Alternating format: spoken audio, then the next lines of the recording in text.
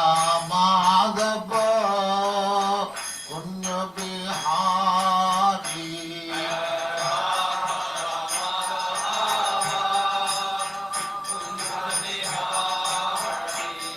Jaya Radha Madhava Punya Bihari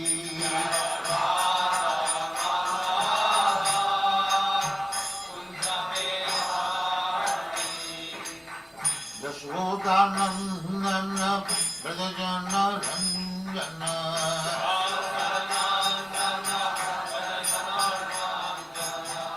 Yashodanandana Brajajana Ranjana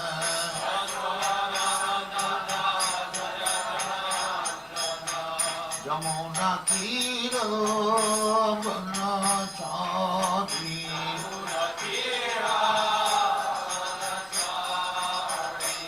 Jamuna Tira Banachari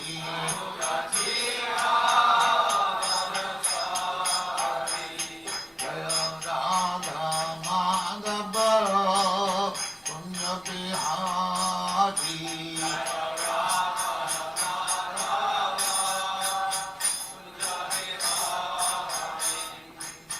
Gopijana Vallabha Girivaradhari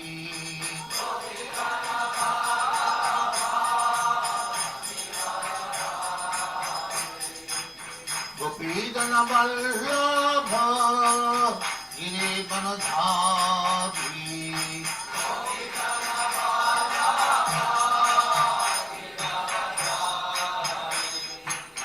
Yashodanandana Brajajana Ranjana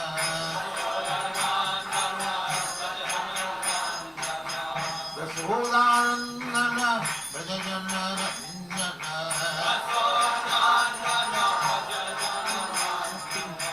Yamuna Tira Banachari Yamuna Tira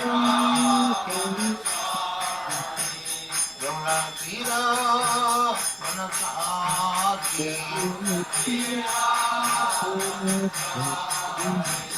Jaya Radha Madhava Punya Bihari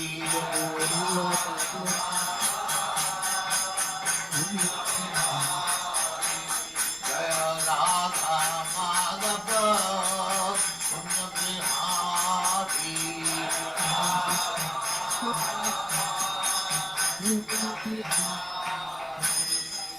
Jaya Paramam Samparibrahmacharya Stakara Small Saraswati Goswami Jaya Nanda Gori Vaishnava Jaya Ramacharya Haridas Thakur Jaya Names of the whole Sri Krishna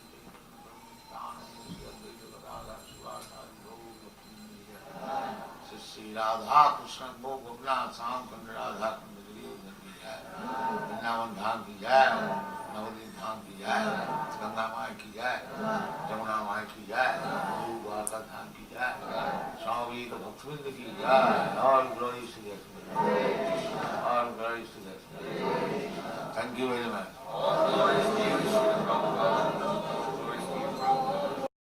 Here's one thing you need to do before buying anything online. Don't spend another dime on Amazon until you watch this first. Watch this. I can show you how to get the sweetest deals online.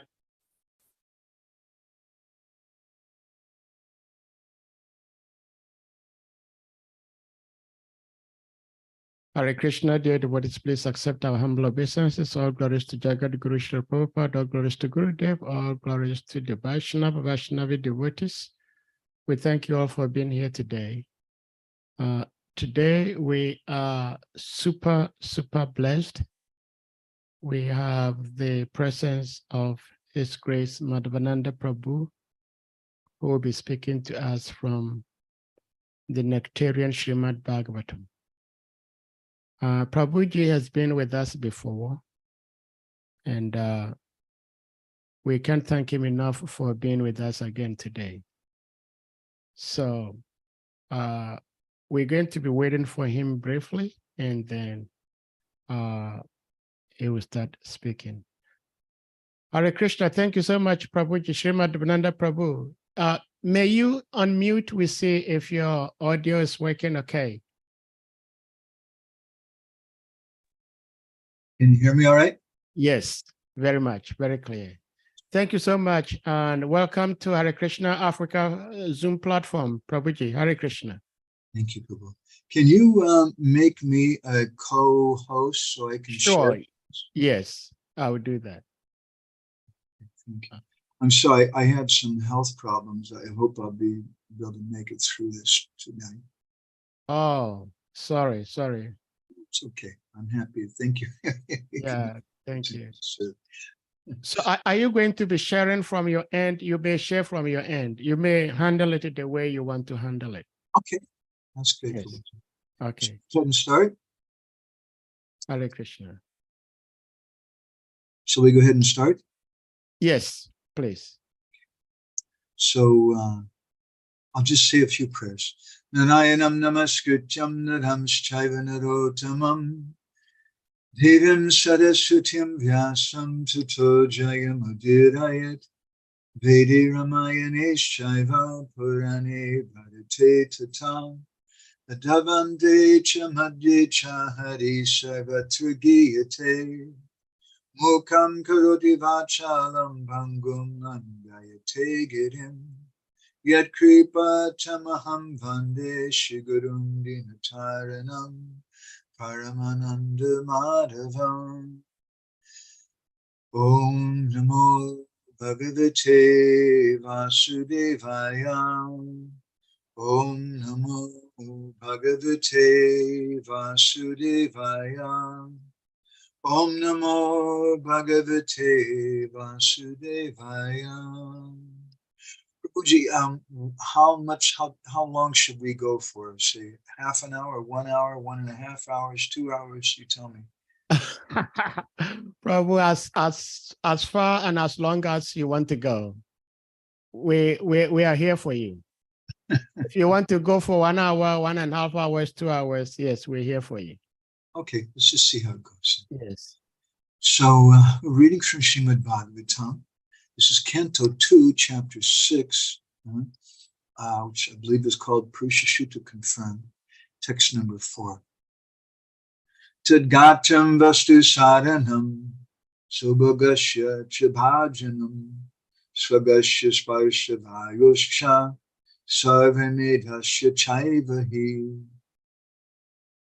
Speaking about that universal form of the Lord, his bodily surface is the breeding ground for the active principles of everything and for all kinds of auspicious opportunities.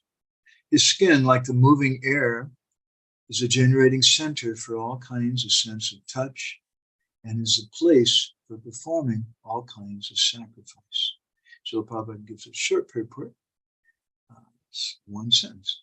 The air is a moving agent of all the planets, and as such, a generating centers for promotion to the deserving planets, the sacrifices for his bodily surface, and are naturally the origin of all auspicious opportunities. Okay, so I have a question for everybody here today. Since these devotees are putting me on the spot, and I'm supposed to be the Bhagavatam speaker, and it's very difficult, I would just like an honest answer from everybody here. You can raise your hand, this, or give a little digital raised hand. How many of you really find this particular chapter of the Bhagavatam fascinating? Or how many of you just love this particular chapter of the Bhagavatam? Raise your hand. Say yes. That's good. We have some honest persons there. I love it. Thank you. Most devotees I know, if they ask them to speak on this section of the Bhagavatam or the third canto, they time according to the atom. Sometimes the blood drains from their face, they become a little pale, and oh, Prabhu.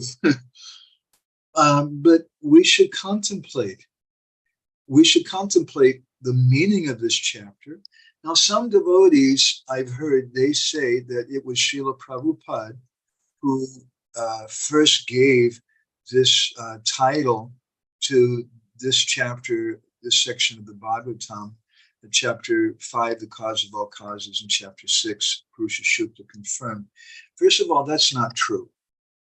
Sridhar Swami, the famous commentator in the Bhagavatam, his Bhavarta Dipika commentary, which he wrote in Orissa, also says that this chapter, this is the Puranic version of the Purusha Sukta. Srila Jiva Goswami in his Bhagavat Sandarbha also speaks about it. Vishwanath Chakravarti Thakur makes some similar comments. It wasn't just Srila Prabhupada. The other Srila Prabhupada is following our acharyas. I'm a little sensitive about that in some ways because sometimes devotees, sometimes people want to find fault with Srila Prabhupada. They say that Prabhupada just originated something, and they find faults with the Bhaktivedanta purports or something, which we're very sensitive. Srila Prabhupada was following very strictly our parampara. So let's look a little bit at this Purusha Sukta, and let's contemplate what's the purpose of this section of the Bhagavatam for devotees. Devotees, I know, memorize a lot of verses in the Bhagavatam. I don't know anybody who's memorized verses from the 6th chapter, the 2nd canto. How do we see this chapter, this section of the Bhagavatam? What is the relevance of it for us? If the Bhagavatam is, as described in Chaitanya Bhagavat, Prema Moyi Bhagavata Krishna Shri Anga, it's Krishna Shri Anga, it's the body of Krishna, and it's Prema Moyi Bhagavat, it's part of the body of Krishna. So then, what is this Purusha Sukta's position in terms of the Bhagavatam and for Gaudiya Vaishnavas?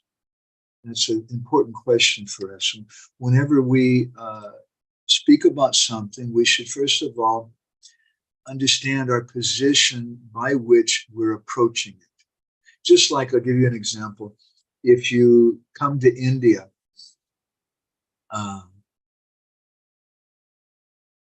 then you have to have a passport. You have to have a visa to enter the country. And what is that passport? That passport is a declaration, it's a statement of where you belong to, where you come from. And then the visa is something that the government has granted you, which will allow you access to India. So in a similar way, when we want to approach Krishna, the previous acharyas, when we want to approach Shastra, we have a passport and we have a visa. And the passport is our Gurudev, the passport is our parampara, the passport is our previous acharyas, which we follow. And by understanding their approach and their perspective on the Bhagavatam, in this particular section of the Bhagavatam, we can enter into it. But even though you may have that passport, without a visa, you also can't enter. And that visa is the chanting of the holy name and the mercy of Sri Chaitanya Mahaprabhu, by which Sri Damodar Goswami describes Jahu Bhagavata Pada Vaishnava Rastani Ekanta Ashraya Kori Chaitanya Charani. That if you want to understand Srimad Bhagavatam, two things are required. You have to get the mercy of a devotee, and you have to get the mercy of Sri Chaitanya Mahaprabhu. And what is a necessity, my grandmas used to ask, of getting the mercy of Sri Chaitanya Mahaprabhu, because Mahaprabhu is described by Rupa Goswami as Krishna Prema Pradata. He's the giver of Krishna Prema. And that Krishna Prema is required to understand Srimad Bhagavatam. So we don't have that Prema, we're bereft of that, but we're young students in the school of Sri Chaitanya Mahaprabhu's movement, and we should understand the perspective of our line toward these prayers. So let's look a little at the Purusha Sukta itself. This is, Purusha Sukta is described in the Rig and Samavedas, and it's especially generally cited from the 10th section, 10th canto, you might want to call it, the Rig Veda, chapter 90. So let me put this verse on the board here. And Purusha Sukta, by the way, is a Vedic mantra. The way that it's chanted is not the same as general mantras. You may have heard them reciting Purusha Sukta in the Gurukul and Mayapur. This particular verse, if I can recall how I used to have Purusha Sukta memorized, I used to recite it daily. Tasmat yagyahat sarvahutaha richaha samani yagyarehe chandangsi yagyare tasmahat jusatasmat ajayata. So this verse describes that from this Purusha Sukta, Tasmat Yagyat Sarvahutaha, from him came all the different yagyas, all the different sarvahuta, all the different sacrifices, richa samani yagyare, the mantras from the Rig and Samavedas, Chandangsi, from him came all the chanda, all the different meters and things. Chandangsi tasmat, jusadasmat ajayata, and all the different yaja mantras. So the Purusha Sukta is a classical verse, a classical prayer, which is offered to God. And it's understood by many different persons in many different ways, according to their particular school. And there are some worshippers of the demigods, the devatas in India, who consider that Purusha Sukta is speaking about Lord Shiva or about Ganesh. And there's some impersonalists also who recite Purusha Sukta in a very much different mood than ourselves. Srila Prabhupada, in his chapter notes for the 10th canto, chapter 1, he speaks about the Purusha Sukta because the Purusha Sukta was a prayer that Lord Brahma recited along with the devatas to call for Krishna's appearance. So in his chapter summary for that first chapter, the 10th canto, Prabhupada writes this: when it is said that the demigods offered prayers to the Lord by chanting a Purusha Sukta, this indicates that they pleased the Lord by enunciating prayers of bhakti. So in other words, Purusha Sukta is for bhakti, but it depends on the particular mood of the devotee.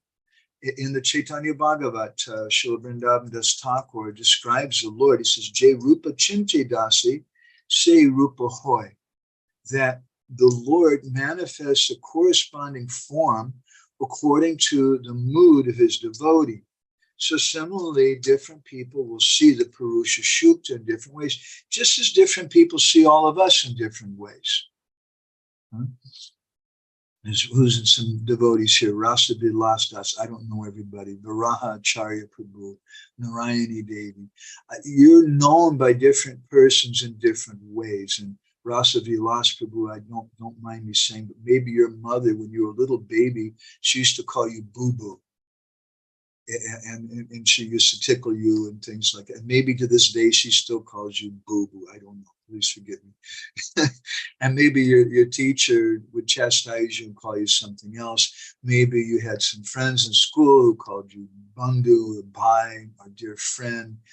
Maybe you have a sweetheart or girlfriend. I hope your wife doesn't mind that. Or maybe you're a brahmachari, I'm sorry, who calls you Snookums or some name like that. You're known by so many different people in so many different ways. That's just relationships. That's just common sense. So also we understand the Bhagavatam in Vedic literatures in different ways. There's a famous verse in the Chaitanya Charitamrita where Lord Shiva says, Aham Vedmi, Shuka Vedi, Vyasa Vedi na Vedi Va. Lord Shiva says, I understand Srimad Bhagavatam. Shukadeva Goswami understands Srimad Bhagavatam. And there's a long story about that in some Stala Puranas in Orissa. There's a description that Jagannath Puri was originally known as a Kamrakanan, the place of one mango tree. And it was there, one mango tree, or sometimes they say one mango forest, it was there that Lord Shiva was speaking Bhagavatam to his wife Parvati. And at that time, Radharani's parrot came because Radha and Krishna just left this world. And that parrot was very eager to hear Krishna Katha. And Radharani told him, you'll stay behind and later speak Krishna Katha. The qualification for a good speaker is that they like to hear. And so the parrot heard that Bhagavatam is being spoken right now in Bhuvaneshwar by Lord Shiva. So he went there very quickly, but he's a little careful because the Bhagavatam is a Paramahamsa Samhita. It's something for qualified persons. And Lord Shiva, he's known as Asutosh, he's very easily pleased, but he's also known as Rudra. He has a bad temper. And so Shuka, that parrot of Radha, Sri Shukuvacha, entered into that tree, and Lord Shiva didn't see the parrot. Meanwhile, Parvati was listening to the Bhagavatam, and Lord Shiva speaking the first canto, second canto, Purusha Shukta confirmed in that. And somehow Parvati Devi, she fell asleep. Now, before she fell asleep, Parvati, as a good listener, she was being responsive, and she was saying, like this. When she fell asleep, after a little bit, Lord Shiva noticed my wife's asleep, but the sound is still coming. So he looked around to see where it was coming from, and he saw this parrot sitting in the tree with a big smile, hearing the Bhagavatam. And Lord Shiva then became angry, picked up his Trishula and started chasing that parrot, who flew then to Bhadrak Ashram, where Srila Vyasadeva was speaking the Bhagavatam to his wife, and his wife was astonished hearing the Bhagavatam. She was listening with an open mouth, and that parrot flew inside the mouth of Sukadeva Goswami, Vyasadev's wife, entered into her womb, and became known as Shukadeva Goswami. And therefore Lord Shiva says, Aham Vedmi Shuka Vedi. I understand the Bhagavatam. Shukadeva Goswami, he understands it because he heard from me. Vyasa Vedi na Vedi va. Whether Vyasa understands or not, I can't really say. Bhakti Bhagavatam Grayam na Buddhaya na Chatikaya. To understand the Srimad Bhagavatam, bhakti is required. Na Buddhaya na Chatikaya. Not just by dint of our intelligence, not just by dint even of taking help from commentaries. And there's so many different commentaries on the Bhagavatam that we can take help from. But the Bhagavatam is a person. Krishna Tuya Bhagavat, Vibhu Sarvashwai, Prati Shloki Prati Akshri Nanatakoi. Just as Krishna is Vibhu, the Supreme Personality of Godhead, so also is Srimad Bhagavatam. And just as Krishna is unlimited, so also is Srimad Bhagavatam. So how do we understand this Purusha Shukta? Well, Prabhupada says in the beginning of the 10th canto that this is a prayer given by the demigods. It's a prayer for bhakti. Now, this Purusha Shukta is also mentioned again in the Bhagavatam in chapters 37 and 38 of the, 27 and 37 of the 11th canto, where Krishna is speaking to Uddhava about Archana, about deity worship. And Krishna personally recommends that this Purusha Shukta be recited. And we also see in the Chaitanya Bhagavat, in the Madhya Kanda, chapter 9, there is a description given of the devotees of Sri Chaitanya Mahaprabhu and how they performed some abhishek of Sri Chaitanya Mahaprabhu. And while they were doing that, they were reciting the Purusha Shukta. So let's look at these verses. This is text number 30 and 31. Advaita Srivasadi Jateka Pradhan Padiya Purusha Shukta Karayena Snan. So these great devotees were the Pradhan Bhaktas, the most important devotees of Chaitanya Mahaprabhu. Padiya means to recite. Padiya Purusha Shukta Karayena Snan. While they were bathing the Lord, Advaitacharya and Srivas Thakur were reciting the Purusha Shukta. Gaurangera Bhakta Sabha Mahamantra Vit. The devotees of Sri Chaitanya Mahaprabhu, they were very expert. They were mantra-vid, very expert in chanting mantras, and especially the Maha Mantra. And it's this guy, Gaurangera Bhakta Sabha, all of them were expert. Mantra Pari Jala Dhale Hoy Harasita. And as they would recite these mantras, they were pouring this water on the Lord. So the Purusha Shukta is not just a prayer for the Smarta Brahmins. It's not just a prayer for impersonalists or for demigod worshippers who have a strange understanding of the prayer, but it's also for Gaudiya Vaishnavas. And Srila Prabhupada, in his purport in Chaitanya Charitamrita, Adi Lila chapter 17, text 18, he also speaks about the Purusha Sukta. Let's look at that. He speaks about this pastime, which we just mentioned, which took place in Srivas Anga, the house of Srivas Thakur. Prabhupada says, one day in the house of Srivas Thakur, Lord Chaitanya Mahaprabhu sat down on the bed of Vishnu, and all the devotees worshipped him with the Vedic mantras of the Purusha Sukta, beginning with Sahasra Sirsa Purushaha Sahasraksha Sahasrapat. This Veda Stuti should also be introduced, if possible, for installations of deities. While bathing the deity, all the priests and devotees must chant this Purusha Sukta and offer the appropriate paraphernalia for worshiping the deity, such as flowers, fruits, incense, artik paraphernalia, naivedya means boga, vastra means cloth, and dressings, and ornaments. All the devotees worship Lord Chaitanya Mahaprabhu in this way, and the Lord remain in ecstasy for 7 praharas, or 21 hours. So this is an instruction from Srila Prabhupada. Whenever we read something, we should carefully consider it. Bhaktivinoda Thakur, he says that the function of a student is to reflect whatever knowledge he's gotten and not imprison it like we'd imprison someone in a jail cell, and just have what Srila Bhaktisiddhanta calls a lexicographical understanding. Lexicography is the study of the dictionary. So lexicographical means a dictionary understanding. It says it there in the dictionary, and I understand it that way. Or to put it in the way, I saw a bumper sticker once in America. Some Christians had it said, Jesus said it, I believe it, and that settles it. In other words, there's no possibility of thinking about it. But in Srila Prabhupada's earliest lectures in New York City, in 26 Second Avenue, 1966 and 67, Prabhupada did this. Some of the lectures you can see, Prabhupada telling the devotees, don't accept it just because Swamiji says, just because I say so. You have to also have your doubt. And Prabhupada wrote a letter to his name, Karandar Prabhu, his Prabhupada's main GBC at that time. And Prabhupada told him the function of the Krishna conscious movement is to create independent thinkers. It's a very important principle.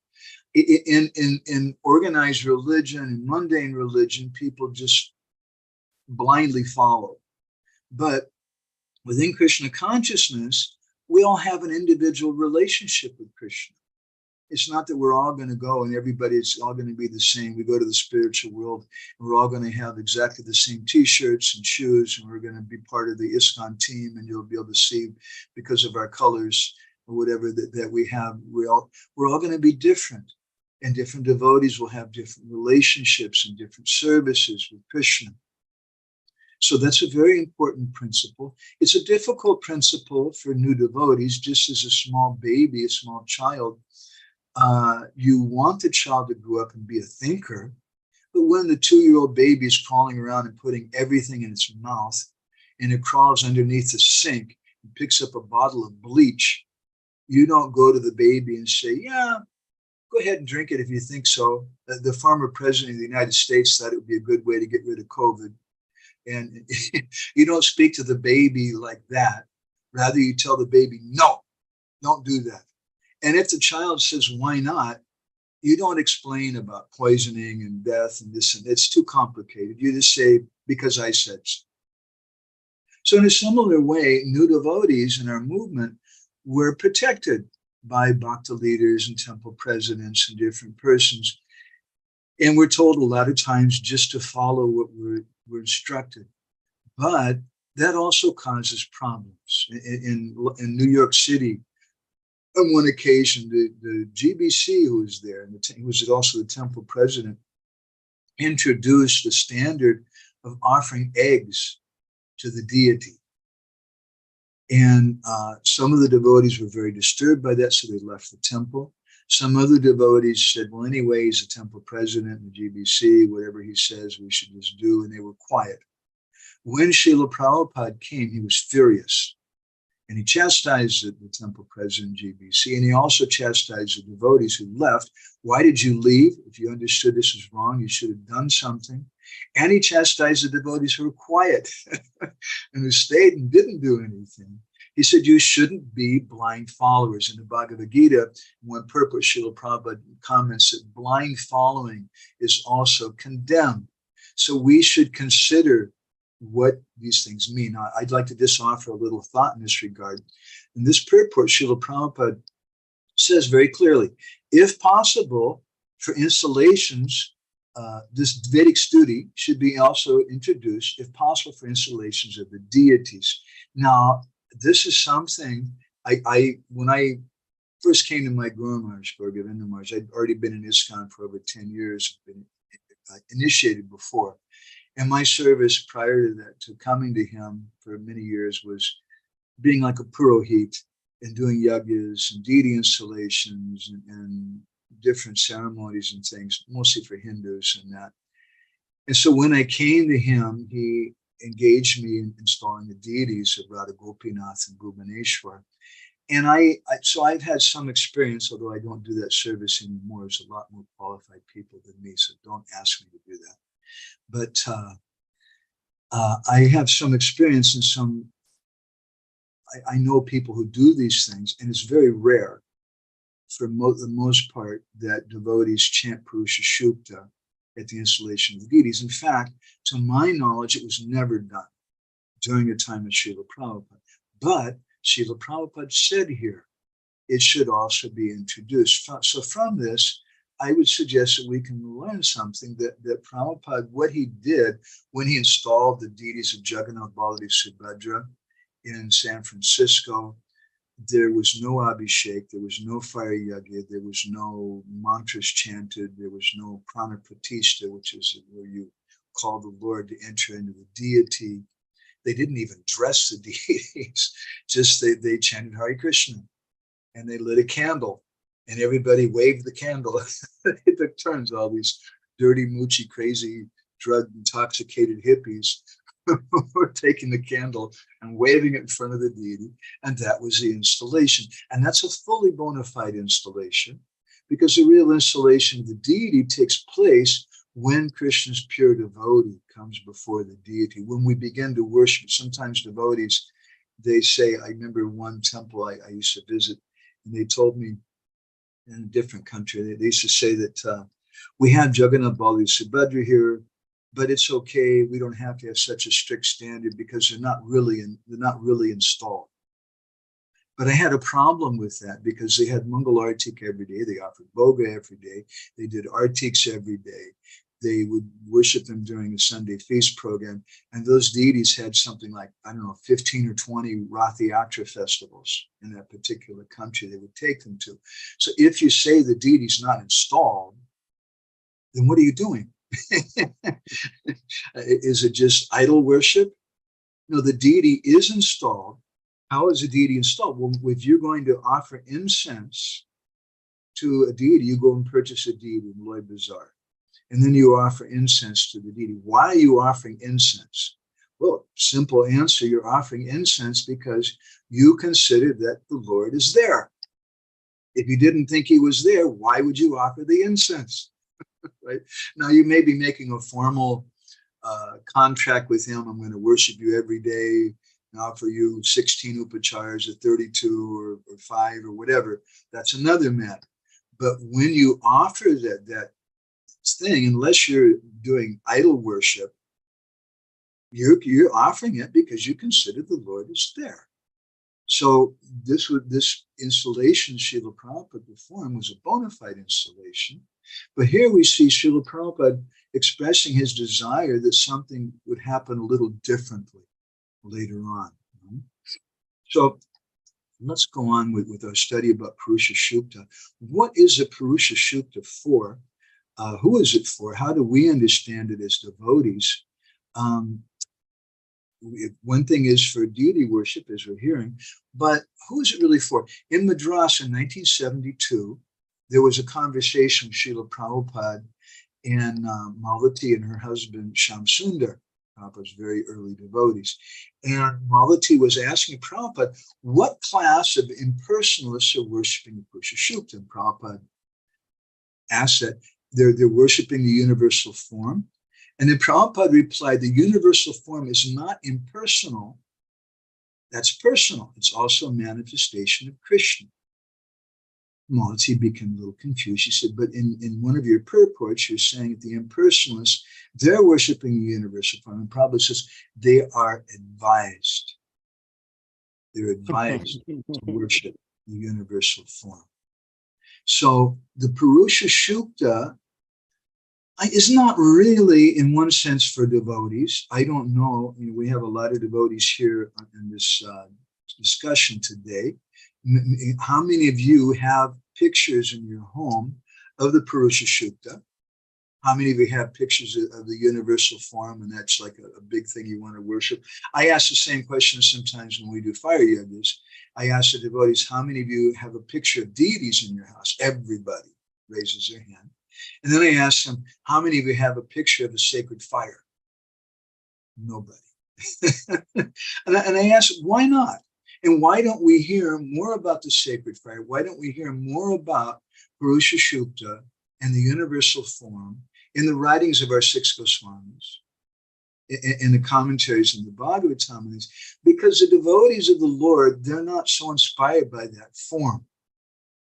A famous example is Gopal Bhatta Goswami, who went to the Gandaki River, and while he was there, taking bath in the river, some shalagrams just leaped out of the river into his hands. He said, wait a minute, I'm just a renunciate. I can't do this. I can't worship you. So you guys got to stay here. He put them back. And again, they came out of the river to him. This happened a few times. And he said, okay, I'll accept. And so he took those shilas back to Vrindavan. And on the day of Nrsimha Chaturdasi, on the day before Nrsimha Chaturdasi, he was worshiping the Lord. And he was lamenting to himself that all the devotees, Rupa Goswami, excuse me, Rupa Goswami discovered the deity of Govinda Dev and was worshiping him. Jiva Goswami has Radha Damodar. Sanatana Goswami has Madan Mohan. These are my brothers, my devotee friends. And they're all in ecstasy, being able to dress and ornament the deity. And I've got, with all respect to Shalagam Shilas, I've got these rocks. And there's no way to put a crown on them. I can't put a dress on them or anything. And I had this desire like that. So that night, Gopal Bhatta Goswami took rest, and he put the Shilas, that was his habit, in a basket and hung it in a tree, different tree every night. So if some animals came or something, the Shilas would be protected. When he rose the next morning and looked in the basket, he found an astonishing thing. And this is the day of Nrsimha Chaturdasi, when Lord Nrsimhadev appeared from the pillar of Prahlad Maharaj. He found in that basket the form of Radharaman, with that Krishna, understanding the desire of his devotee, manifested a form playing on a flute with 2 lotus hands and lotus feet and beautiful eyes and face and things for Radharaman. So the devotees, they want to worship a form of the Lord. And with a sacred fire or with the universal form, you can't dress it. And you can't really put ornaments on the universal form. You can't really, it's like, what do you do with it? Huh? In fact, if we consider the matter carefully, Srila Bhaktisiddhanta says in one place that worship implies a desire for something. We read in the Lita Madhav of Rupa Goswami that when Radharani was worshiping the deity of Krishna, who was there in Nava Vrindavan garden in Dwarka, she was praying to the deity. She had some, please bless me, please give me this benediction. What was the desire she wanted? She was praying, my dear deity, please become a living, moving person. Please become Krishna. I want to be with Krishna. But she had some desire. When someone approaches the Lord, they approach with some motivation. And accordingly, Krishna manifests different forms which are there to satisfy the different desires of devotees. And the fire yagya, that we worship the Lord in the form of the fire, that's the Lord's form, is Vishnu, who's come to accept some sacrifice, to be a witness, to give some blessing. And similarly, the Purusha Shukta, or the universal form of the Lord, is there to give us a conception. Srila Prabhupada said in a conversation with Malati and Shyam Sundar, it's recommended for the impersonalists to meditate on the Purusha Shukta, on the impersonal form of the Lord, the universal form of the Lord, excuse me, because the universal form is a personal form. It's something. Although Srila Prabhupada also notes in one purport in the second canto that it's an imaginary form. In other words, it's not a permanent form. And we also hear from our acharyas that Arjuna was thinking to himself or Krishna was saying that this, he tells Arjuna, this form, this universal form has never been seen by anyone before. Is that true? What about Mother Yashoda? We hear in the Bhagavatam that she saw the universal form. What about Duryodhana? In the Mahabharata, we hear that, again, that Krishna manifested the universal form for him. Our acharyas explain the universal form is always different. Mm-hmm. And it's an imaginary form for the devotees to help them to understand that there's a God, that there's someone bigger than all of us, and that I should bow down to him, I should appreciate him. So this verse today, we're hearing Tagatram Vastusaranam Subhagasya Chabhajanam Tvagasya Sparshavayus Chasarva Medasya Chaivahi. It's speaking about how the body of the Lord is a generating center for all kinds of sense of touch, and it's a place for performing all kinds of sacrifice. Now, I'd like to shift a little bit at this time. And let's go back actually to the verse we were reciting from Purusha Shukta. Tasmad yagya sarvahutaha vicheshamani yagyare chandam sigagane tasmad jusadasmad ajayata. How from that universal form, the Purusha Shukta describes, came all the different sacrifices, came all the different mantras, along with the meters by which you chant the mantras. So this is a very beautiful thing. And this is Krishna's nature. Krishna is the mother. Krishna is the father. Krishna is knowledge. Krishna is the object of knowledge. Krishna is the ability to understand knowledge. Let's look in the Bhagavad Gita. Here's a nice verse. This is chapter 9, text 17. Pitaham asya jagato mata data pitamahan vedyam pavitram omkara riksama yaja eva cha. A similar verse actually to this verse we were just reciting from Purusha Shukta, where Krishna's telling Arjuna that Pitamaham, I'm the father of this universe, Jagata Mata, I'm the mother of the universe, I'm the Data, I'm the support of the universe, I'm Pitamaha. Pitamaha is a word for Lord Brahma, it means the grandfather. I'm the original grandfather of the universe. Vedyam, I am that thing which is to be known. I'm the object of knowledge, Prabhupada says. Pavitram, I am the thing which purifies everything. Omkar, I am the syllable Om. Rik, he says, Rik Sama Yaja Evacha, I am the Rig, the Sama, and the Yaja Vedas. Prabhupada comments, the entire cosmic manifestation, moving and non-moving, are manifested by different activities of Krishna's energy. In the material existence, we create different relationships with different living entities who are nothing but Krishna's marginal energy. Under the creation of Prakriti, some of them appear as our father, mother, grandfather, creator, etc., but actually, they're parts and parcels of Krishna. Srila Prabhupada comments in other places, as do our acharyas, that it's due to the super soul's presence in the heart of all living entities that we can have some attraction for them, that we can feel some love for them.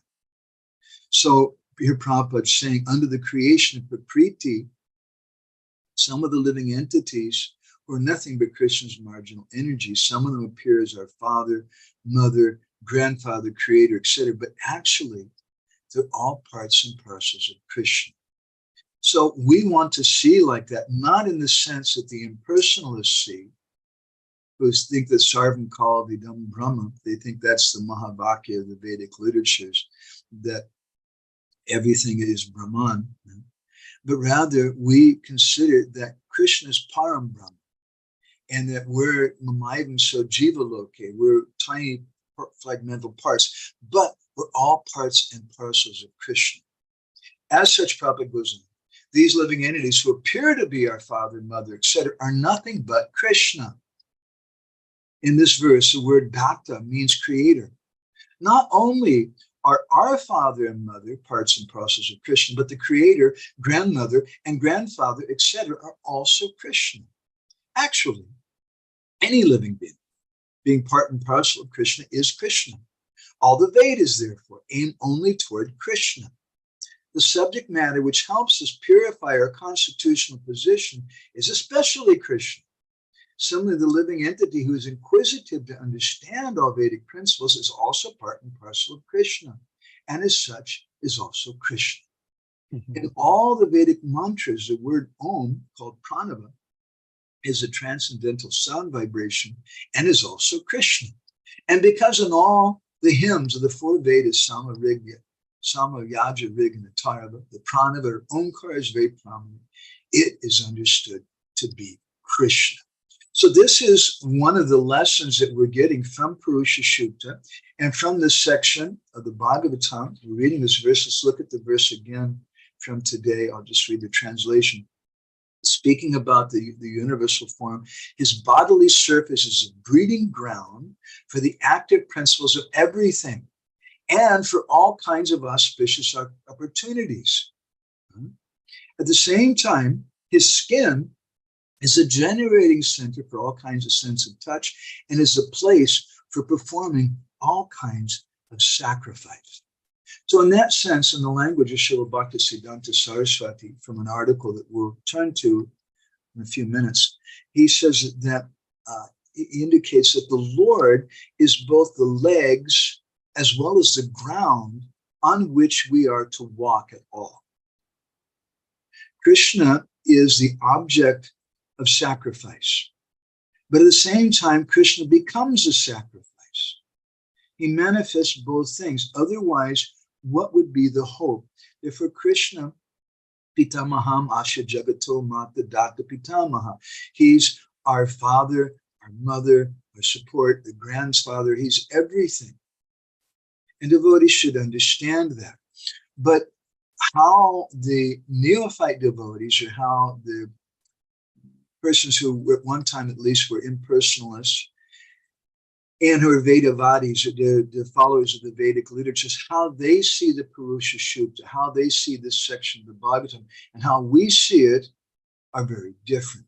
Let's look at a recent book from Srila Prabhupada. This is something that they called Quest for Enlightenment. It's from chapter 8 of the book. And I'm going to read you a little something. This is actually from a lecture of Srila Prabhupada.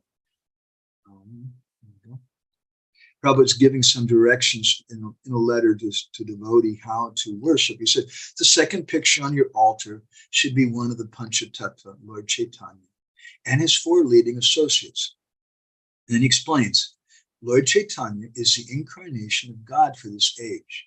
He is Krishna himself, descended in the form of his own devotee to teach us how to surrender to him, specifically by chanting his holy names and performing other activities of bhakti yoga. Lord Chaitanya is the most merciful incarnation, for he makes it easy for anyone to attain love of God through the chanting of the Hare Krishna mantra. So this is the amazing position of Krishna. Now, for the impersonalists or the Vedavada Ratas, the persons who are attached to the flowery language of the Vedas, or for the Smarta Brahmins, they consider the Purusha Sukta in the universal form of the Lord in a very different way than the devotees do. We see when it's speaking that the Lord gives, he is the object of sacrifice, and he becomes a sacrifice. We think of Sri Chaitanya Mahaprabhu. He is Priti Vishroy. Priti Vishroy is a technical term given by our Goswamis, meaning the object of love. But not only is he Priti Vishroy, as Chaitanya Mahaprabhu, he's become Priti Ashroy. Priti Ashroy means the abode of love. Krishna is famous as Priti Vishroy. He's the object of love. Radharani, as a supreme devotee, is Priti Ashroy, the supreme abode of love. The object of love cannot understand the experience of the abode of love, no more than the sunshine can understand darkness, or fire can understand cold. They're opposites and they can't understand. So the Priti Vishroy cannot understand what the experience of the Priti Ashroy is, the abode of love.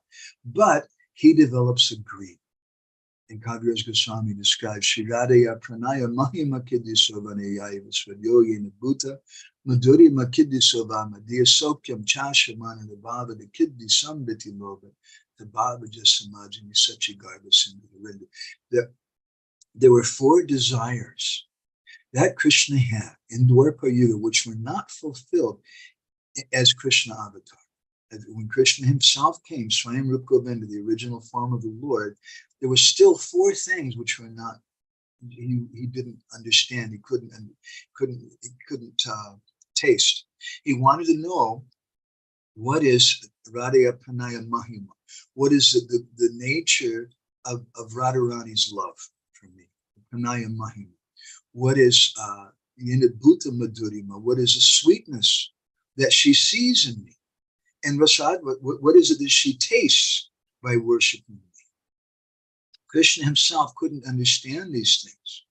So to understand them, he came, the Priti Vishroy, the object of love, the object of sacrifice, became the devotee and thereby became the sacrifice at the same time. Chaitanya Mahaprabhu is Krishna, but he's also the greatest devotee. And he's come to teach us the chanting of the Hare Krishna mantra, which is non-different from Krishna and from Chaitanya Mahaprabhu. He's a combination of all these things at once. And this is what many Gaudiya Vaishnavas see in the Purusha Shukta. This is what our acharyas have given. And we'll read something from Krishnadas Kaviraj Goswami in a little bit. This is a verse just now from Adi Lila chapter 4 that my Guru Maharaj used to often quote, speaking about the mission of Mahaprabhu. Se dwari achandali kirtana sanchari nama prema mala ganti parayila sansari. It's an amazing thing. When we talk about the sacrifice, this verse today is speaking about how the Lord is both the object of sacrifice and sacrifice himself. So now we're hearing something in Chaitanya Charitamrita from Krishnadas Kaviraj Goswami about the nature of the kirtan of Mahaprabhu. Say Dwari Achandali. He gave, Dwari means a gateway. He gave this gateway, a gateway to enter into this kirtan, even amongst the chandalas, the untouchable persons. Kirtan Sanchari.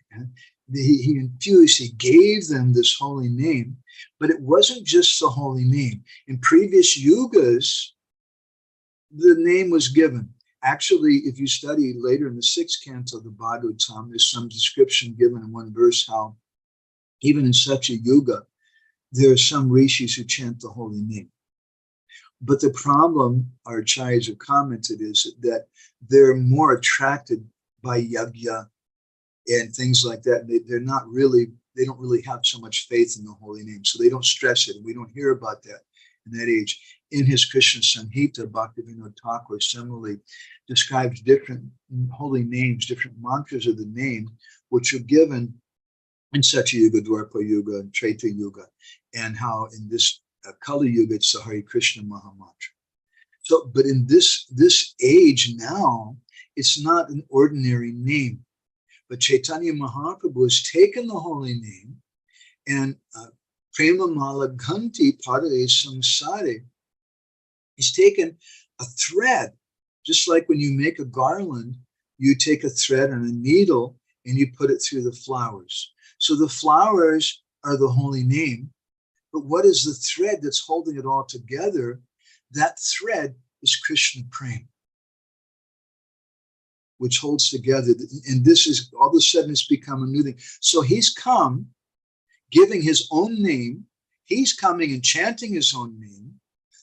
He is the object of this sacrifice, the object of this kirtan, but he's also the giver of this kirtan. And he's the taster of this kirtan. And in the mood of Srimati Radharani, he's giving ecstatic love through this kirtan, which had not been given in previous ages.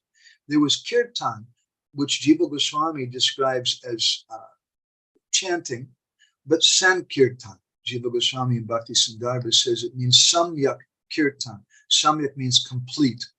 It's complete because it's with Krishna Prema. And therefore the prefix Premanam comes before the word Sankirtan when we speak about what Mahaprabhu came to give. It's Premanam Sankirtan because it's a combination of both Radha and Krishna. And this is the ultimate expression of Purusha Shukta. Purusha Shukta means that the Lord becomes a sacrifice. He becomes the mantras. He becomes the meters by which we chant the mantras. So Chaitanya Mahaprabhu is Krishna. He's come in a combined form of Radha and Krishna.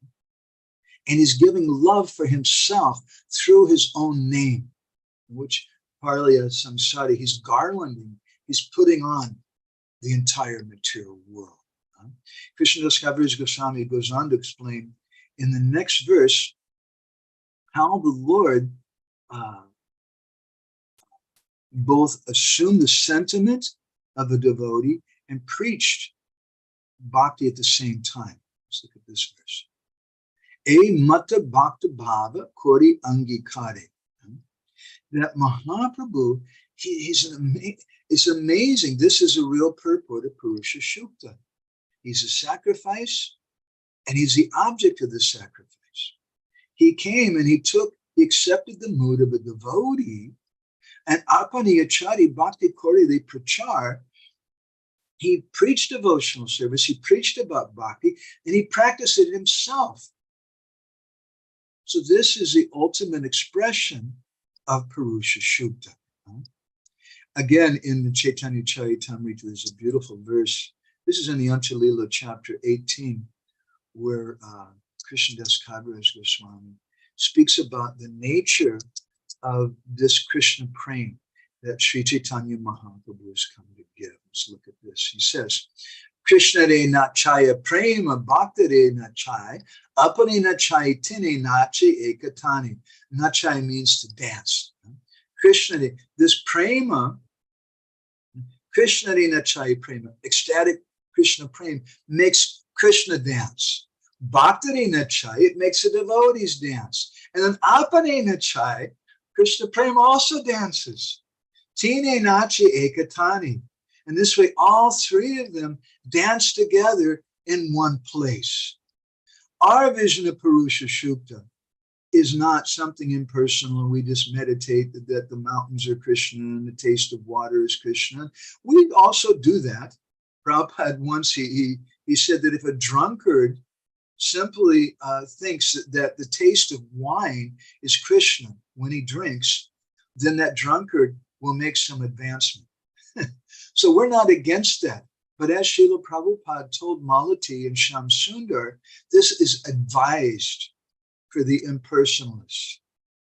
It's advised for them to give them some understanding of how the Lord can manifest in a form. This is God. And therefore we see amongst many tribal people in different places in the world, they commonly worship the sun as God, or they worship the ocean, they worship great things, powerful things as God. Therefore, Krishna says in the Gita, Nitya Saiva Haras Chaham, that I'm also God for the atheists. The atheists, they come and say, I don't believe in God. Okay, what is God? Well, God is that all-powerful person you can't resist. Well, you're going to get to meet him in the form of death. Nitya Sarvaharascham. We don't really care whether you believe in him or not. That's your choice. But you should understand that that there is something greater than you, and that's the form of the Lord. Now let's look at another way that the Lord manifests, and another way we can see this Purusha Shukta in the movement of Sri Chaitanya Mahaprabhu. This is from Bhakti Vikas Maharaj's book, Bhakti Siddhanta Vaibhav, where he speaks about the Kirtan culture at the time of Chaitanya Mahaprabhu. And he said that Srila Bhakti Siddhanta revealed that there was a misunderstanding because they were underemphasizing the importance of hearing Krishna Katha. And he said that Hari Katha is the Sarup Shakti of Harinam. And just as Krishna is properly worshipped, not alone, but with his Sarup Shakti Radha, so also recitation of Harinam is incomplete and improper unless accompanied by hearing Hari Katha. So this is Chaitanya Mahaprabhu's movement. Abhanatvanamino, Krishna has manifested in the form of his holy name. And Srimati Radharani, Bhaktya Bhagavatam Grayam, Nabudya Natatika, she's manifested in the form of Srimad Bhagavatam, Prema Moya Bhagavat, Krishna Sri Anga. It's part of the body of Krishna, but it's the heart of Krishna. And the heart of Krishna is Radha. And so you can't separate these two things. Just as the Purusha Shukta teaches us that the Lord is both the object of sacrifice and he is the sacrifice. And then he comes, he's the mantras, and he's a meter for those things also. So we can see the perfect ultimate expression of this in the movement of Sri Chaitanya Mahaprabhu.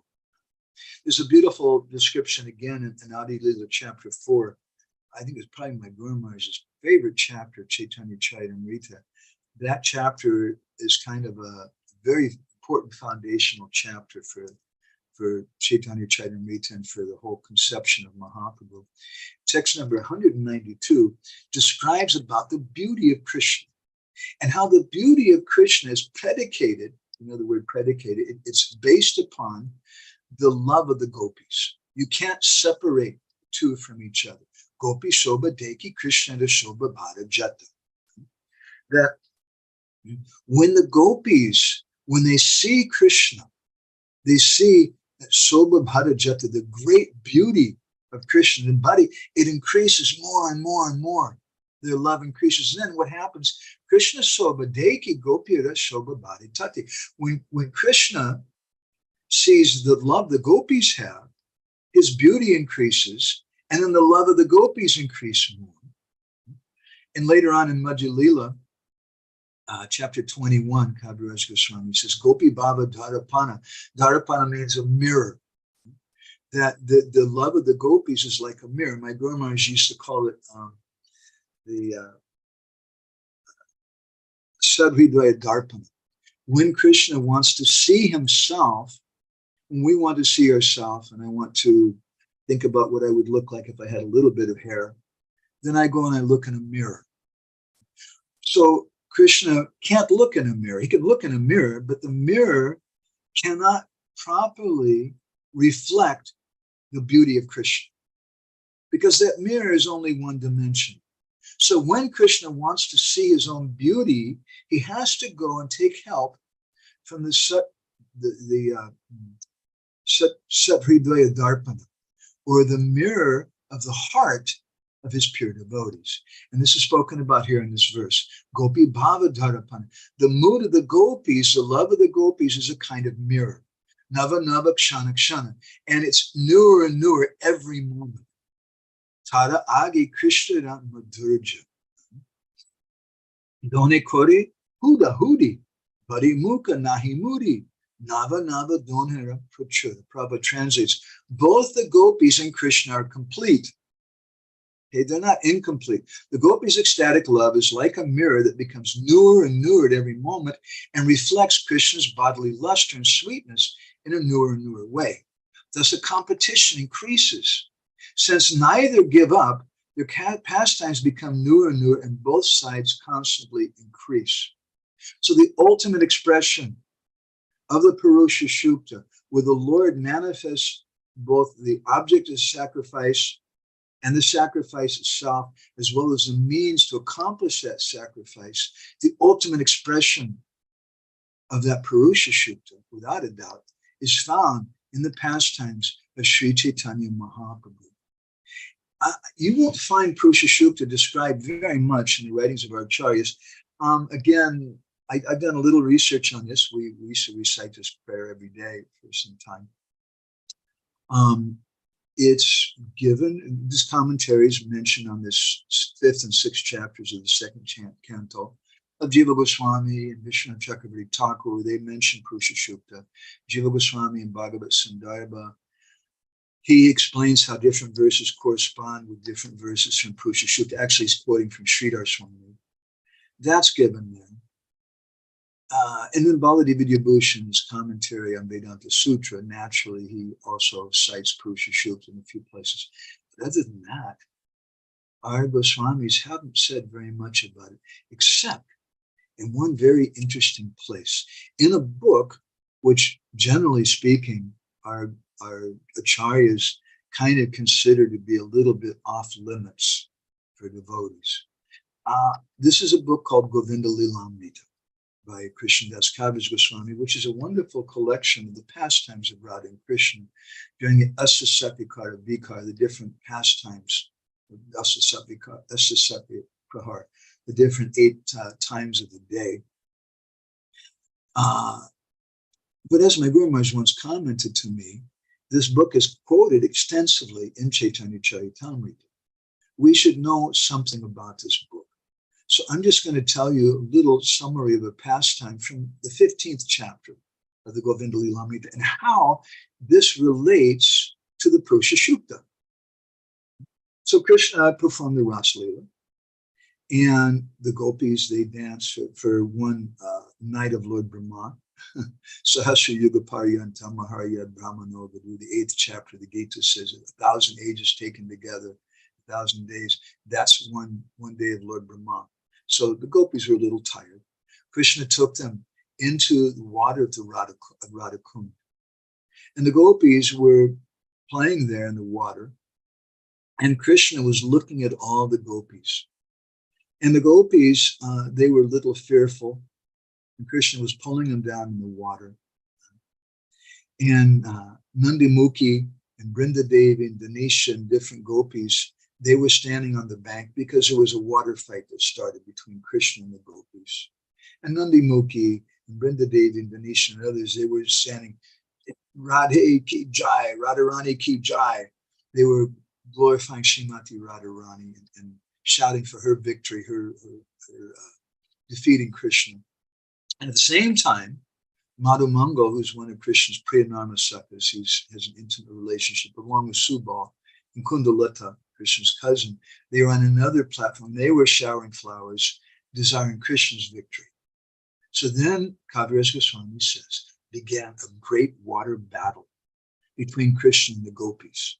And Krishna was sprinkling them, splashing them heavily with drops of water, and that increased their enthusiasm. And they splashed him back. He began to splash him again. And the gopis were covering their eyes and nose and ears with their hands, bending their heads down. And then at that time, Krishnadas Kaviraj Goswami says, let's look at this verse.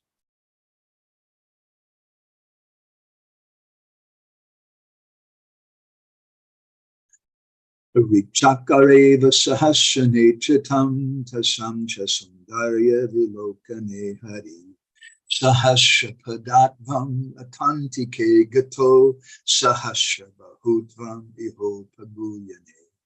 At that time, Krishna assumed 1,000 eyes to look at the beauty of the gopis. He assumed 1,000 feet to approach them and 1,000 arms to embrace them. He accepted 1,000 hands to sprinkle water on their faces. This is like Purusha Shukta, which describes in the beginning verse, Sahasra Yuga Paryantam Sahasra Sirsa Purusha, that Purush has thousands of eyes and thousands of heads and thousands of hands. So when Krishna started doing this with the gopis, who were taking bath then, at that time, Madhu Mangal, who's you could say maybe the original Brahman in Krishna Lila, he began to recite Purusha Shukta. Sahasrapat sahasrakshaha sahasrabahu ishvaraha itushutyartam apatat Krishnam vikshat muda batu. Batu means Madhumangal. So seeing that Krishna had manifested all these thousands of eyes and thousands of hands, he began to recite the Purusha Shukta, how the Lord has thousands of feet and thousands of eyes and thousands of arms. And then Nandi Mukhi, his sister, was also another Brahmin, she started laughing, and Sarvata Panipadam Tat. She started reciting Panipadam Tat. This is a verse from the Upanishads. Tat Sarvatok Shishiro Mukam Santiti Smitam Nandi Mukhi Tirashita Patat. She started laughing, and she was reciting that everywhere are his hands and his feet, everywhere are his eyes, heads, and mouths. So this is the same Purusha Shukta. The same Purusha Shukta, which is understood by different persons in different ways. This is a very confidential, very high thing that we don't generally meditate on, but we should have some understanding that our Gaudiya Vaishnavacharyas, what was their conception of the Purusha Shukta. The Purusha Shukta is not only for the impersonalists of the Vedavada, Smarta Brahmins, but it's also for the devotees. Now, I'd like to go a little further with you in our line of discussion about how the Lord in Purusha Shukta becomes the object of sacrifice, becomes a sacrifice, becomes the mantras to chant the sacrifice, becomes the meters by which we chant the sacrifice.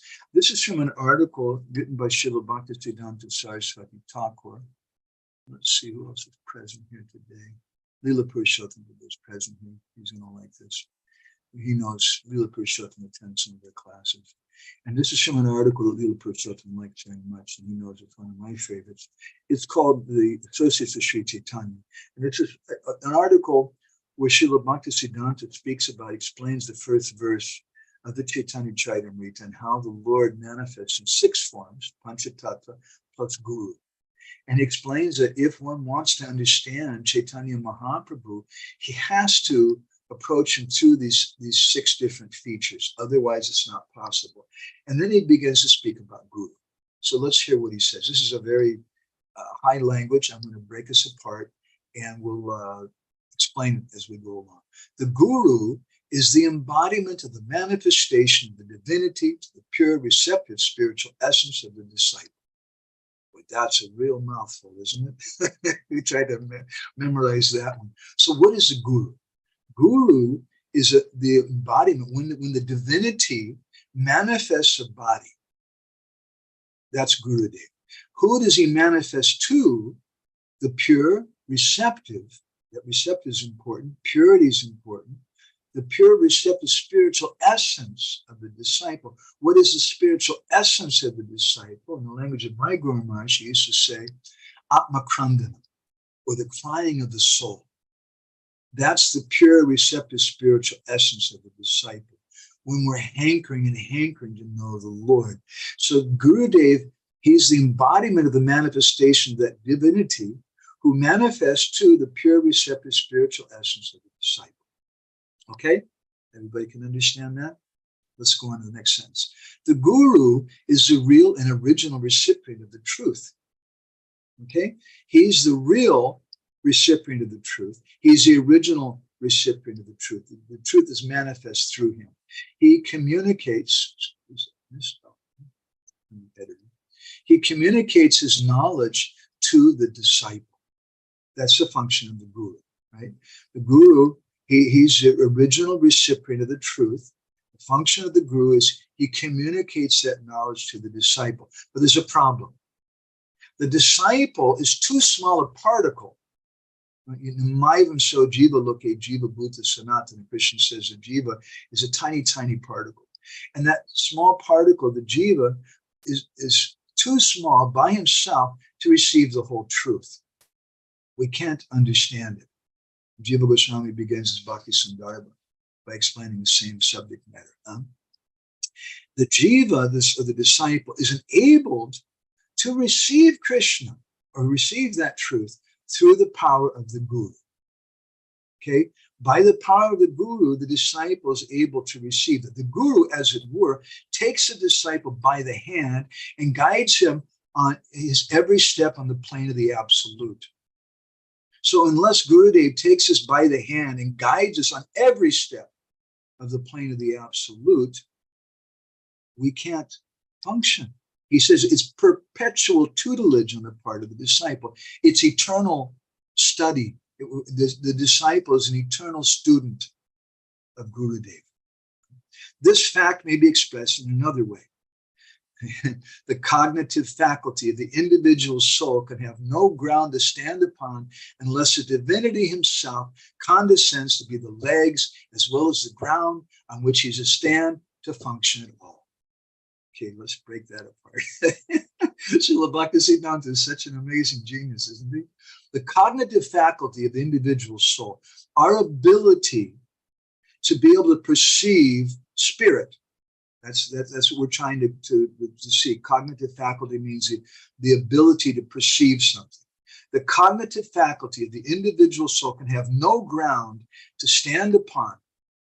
We can't function at all unless the divinity himself, unless Krishna himself, God himself, the Purusha Shukta himself condescends, agrees to be the legs as well as the ground on which he's to stand to function at all.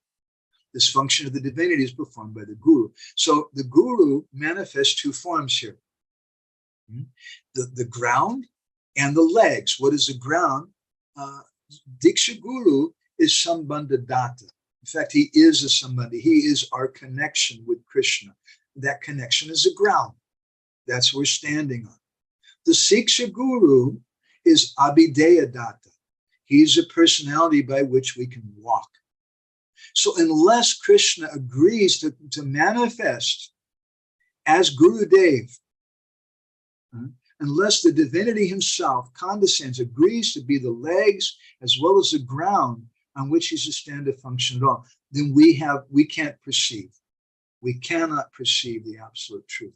This is the purport of the Purusha Shukta. And then he goes on to say something really, really very startling. As a matter of fact, the divinity actually reveals him only to himself. What does that mean? The Lord only reveals himself to himself.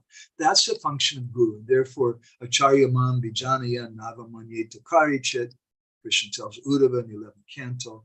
We sing every morning what do we sing every morning? Sakshadarit Vinastamasta Shastra, that Gurudev is a manifestation of Krishna.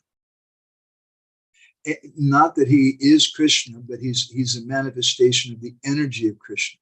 Krishna has two forms as Guru. He's Samasti Guru, Jiva Goswami says this, and he's Vyasti Guru. Samasti means like the sun. So the sun is Samasti, it's the sum total, sun planet. That's Krishna.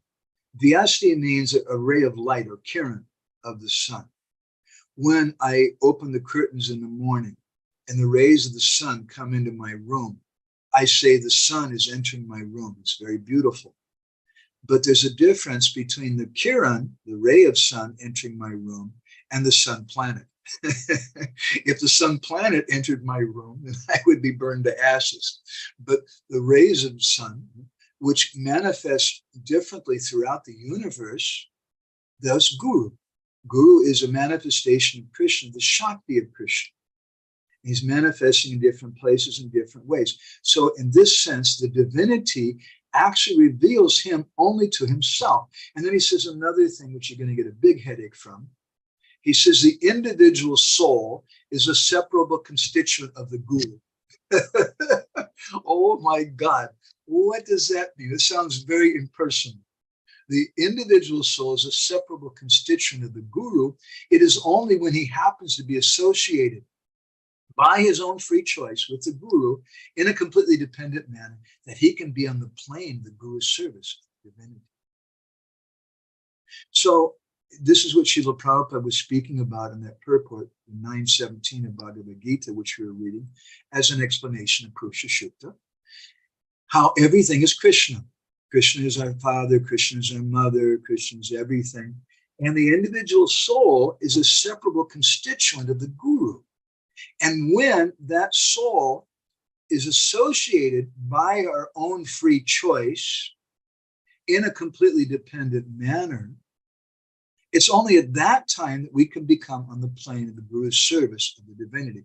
Let's look at another explanation for this. I think Srila Bhaktisiddhanta might have been speaking about a statement in the beginning of Bhakti Rasamrita Sindhu, where Rupa Goswami speaks about two types of service, Sambrahma Seva and Vishramba Seva. Sambrahma means with reverence, and Vishramba Seva means with no on-reverence. But Vishramba also means when the disciple becomes one with Guru. And Rupa Goswami uses a particular phrase, Vishrambena Guru Seva. He says, this is how we serve Gurudev.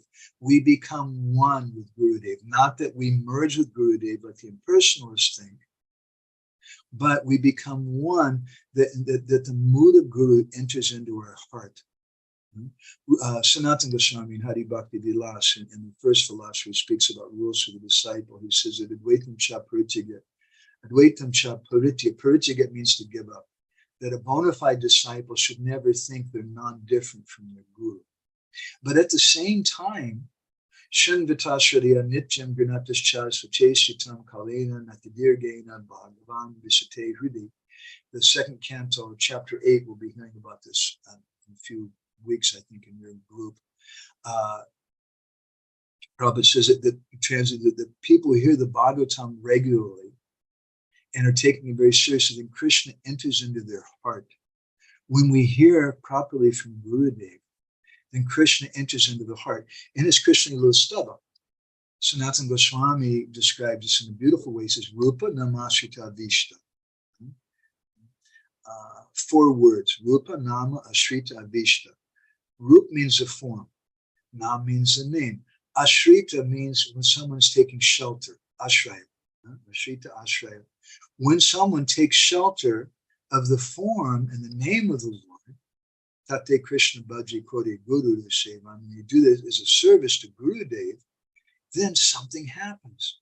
Rupa Namashrita Avishta. Then Krishna enters into the body of that devotee. Bhaktivinoda Thakur describes that in Harinam Chintamani. It's also described in Chaitanya Charitamrita. Let me share with you a verse from the Anjalila of Chaitanya Charitamrita, which explains this a little more elaborately. I always wanted to say something about Purusha Shukta. And you guys asked me to speak something about this verse today, so I thought, well, this is my opportunity to try to express my humble understanding of the meaning of Purusha Shukta from our acharyas. So Kaviraj Goswami says, Diksha Kali Bhakta Kori Atma Samarpana, that at the time, Kali means the time of initiation, if the devotee is Atma Samarpana, he's completely surrendering himself. Say Kali at that time, Krishna Tari Kori Atma Sam. Krishna accepts that devotee to be as good as himself. This is the explanation of what Srila Bhaktisiddhanta is saying, that the disciple is a separable constituent of the Guru. When the disciple takes initiation, Krishna accepts that devotee to be as good as himself. Let's look at the next verse. Sehi deha kare tar chidanandamoya. Deha means that body. That body, then Krishna makes that body chidanandamoya. It becomes transcendental. And in that platform, aprakrita dehe tanracharana bhajoy, the devotee is able to render service to the lotus feet of Krishna. Otherwise, we can't. And this is a real purport of Purusha Shukta, that the Lord is both the object of the sacrifice, as well as the sacrifice itself, as well as the mantras for the sacrifice, as well as the meters by which we chant those verses. He's everything. And we don't find a full expression of this Purusha Shukta amongst any of the Hindus, any of the persons in India, until we come to the movement of Sri Chaitanya Mahaprabhu. We come to the line of Srila Bhaktisiddhanta Saraswati Thakur. And we see that in the mood, in the line of Chaitanya Mahaprabhu, Krishna, who is Priti Vishra, the object of love, he's become one with Radha, Priti Ashroy. He's come in the mood of a devotee. He's the object of sacrifice, but he's coming to teach sacrifice. And he is a sacrifice at the same time. He also is the holy name, and he is the love within that holy name. This is Sri Chaitanya Mahaprabhu. And this is my humble reflections. I'm Paruja Shukta and our Gaudiya purport of this prayer. So I'm going to go ahead and stop there. I hope that some of you are able to digest a little bit of my madness today. Does anybody have any reflections or comments, questions after all this? Lila Purushottam Prabhu, thank you. A couple of nice things. If anybody has any reflections or anything? Yeah, Hare Krishna Prabhuji. Oh man, I'm sorry, my language. It's so beautiful. There was one purport you were discussing, and that purport is very much condensed and saturated, but I don't think I got the source of where you quoted from. And it starts with, the Guru is the embodiment of the manifestation of the divinity. So that's from an article. Oh, that's an article. Okay. Bhaktisiddhanta. Published by Srila Bhaktisiddhanta. Sorry. So okay. We published that. If someone's really eager, you could write to me, and we printed it in one. We have an email magazine, Shri Krishna Katamrita Bindu, which is a free email magazine. We have about 10,000 readers. Okay. We've been doing it for over almost 20 years now. And that magazine comes out every Ekadasi. And previously, we printed that article. And so someone's really eager for it, I can share it with you in that way. All right. All right. So would you like put your contact in the chat room for those interested to contact you then? Let's see. Actually, the easiest thing is someone wants to subscribe to Bindu. Let's see. I'm on the browser right now. I'm not there. Yeah, there it is right there. Okay. All you got to do is go to kkbindu.com. kkbindu.com. Okay. All right. And you can subscribe for free there. Okay. krishnakathabindu.com. Okay. Right. Prabhuji, one thing I observed is that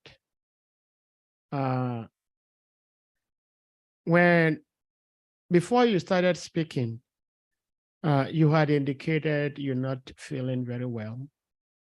And I saw you taking some sort of lozenges or something for your throat. And we can't thank you enough for being here in the face of not feeling well. And I also observed that once you started speaking, somehow or the other, the illness disappeared. And I believe, as well as all the devotees on this Sangha, are hoping and praying to the Lord that the Lord gives you the same energy even after you leave here. Continue to give you the same energy. But it's so interesting. I've learned so many things from you today from this class. But I am handicapped because Bob Marley used to say that they know it, but they just can't do it. So, One of my heroes. I have learned today how to speak Krishna Katha from you. Even though I'm afraid I cannot do it, but the fact remains that I've been able to learn. And thank you so much, Prabhuji. So dear devotees, if anyone has questions, comments, realizations, please. I have to just correct a little quick thing there. I'm just carrying the shoes of my Guru Maharaj. That's all. He ordered me to do this. It's his instruction, his inspiration, his words, and the words of our acharyas. It doesn't belong to me. My Guru used to say sometimes that Krishna Katha is life. Yes. If you speak Krishna Katha, you'll get life. Yes. Anybody has any reflections or comments? See, that also reminds me, because I was fortunate. I had the greatest fortune of being with your guru some time ago. And I was finding him. I was quite little by then. And he would start speaking Bhagavatam from maybe 7:45 a.m. till like 11 a.m. And if you dare attempt to leave the temple room, oh, you'll be in trouble. So thank you so much. I don't know if some people have questions in the chat room. Let me see. Yeah. Okay, it seems Goni Tai Prabhu has something to say. It says, Parikshit Maharaj in Srimad Bhagavatam, Canto 2, Chapter 4, summarized his doubt. Earlier, I couldn't understand the function of his inquiries. And then text 10, it says, kindly clear up all these doubtful inquiries, because you are not only vastly learned in the Vedic literatures and self-realized in transcendence, but are also a great devotee of the Lord, and are therefore as good as the personality of Godhead. So I guess this is trying to reaffirm the point you were making, that the disciple becomes one with the guru. And Krishna also saying it that at the time of initiation, the initiate becomes one with him. I think, Guru Prabhu, if you want to speak on what you quoted, you may do so, please. You may unmute and speak. Hare Hare Krishna. Krishna. Hare Krishna, Prabhuji, please. Thank you. Yes, I wrote also my own experience that I always had doubt in every level of my devotional service, because I have doubt in Krishna's capacity to deal with me and with other souls according to their desires. And I have doubt with the deities that they are really transcendental and they accept the offerings and give blessings. And I have doubt in my spiritual master many times. And also I have doubt that if I want to become a gopi or a manjari, so millions of gopis and manjaris are there. So what will my position there? So, but now I can understand that Krishna, by this Purusha mood or capacity, he can fulfill my desires also. So that gives me a very inspirations, because doing bhakti, and chanting the holy name also, I cannot do it without full understanding and with doubts. So thank you very much for this explanation. It helps very much to again have full enthusiasm and full eagerness to get this position. Bhagavatam is so merciful, is so kind. That Krishna in this form is a Bhagavatam. He's given something for everyone. And even people who are largely atheistic. And then Krishna is saying, look, you can see me. I'm here in the taste of water. I'm in the form of the mountains. I'm in the form of air. And you can see me in a universal form. So that's understood in one way by certain persons in the Bhagavatam, but as we're commenting today, it's understood by Gaudias in another way. The Bhagavatam has something for everyone. Thank you so much for sharing that, Guru Govinda Prabhu, and thank you for the enlightenment, His Grace Madhavananda Prabhu. Prabhuji, I have one question again. I know Srila Prabhupada established that Srimad Bhagavatam may be discussed in all his temples every morning. And early part of the katha you shared with us today, you were talking about how Lord Shiva was expressing those who know the Bhagavatam. He mentioned himself, he mentioned Vyasa, he mentioned Shukadev. And he was narrating the Srimad Bhagavatam to his eternal consort. And he realized that she was like dozing off, but he could also hear somebody like responding, So he turned, he saw the parrot, and he wanted to kill the parrot because he felt, hey, you've not been invited to listen to this katha. What are you doing here? And this parrot ran into the open mouth of, what's her name? Vedavyas' wife's mouth. Okay.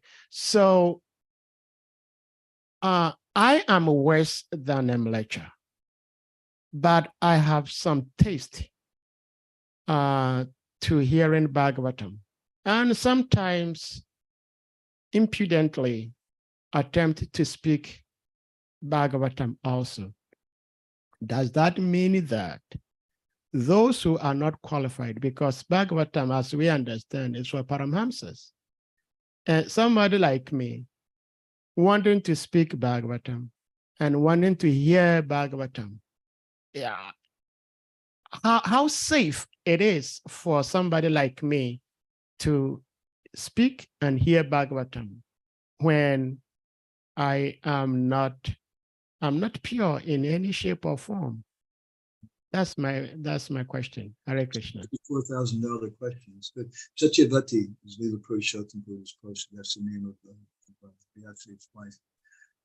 Once I was staying in one South Asian country for some time, and somehow the devotees liked me there, and they were asking me to give class like 2 or 3 times a day, different programs, and every Bhagavatam class for 2 or 3 months.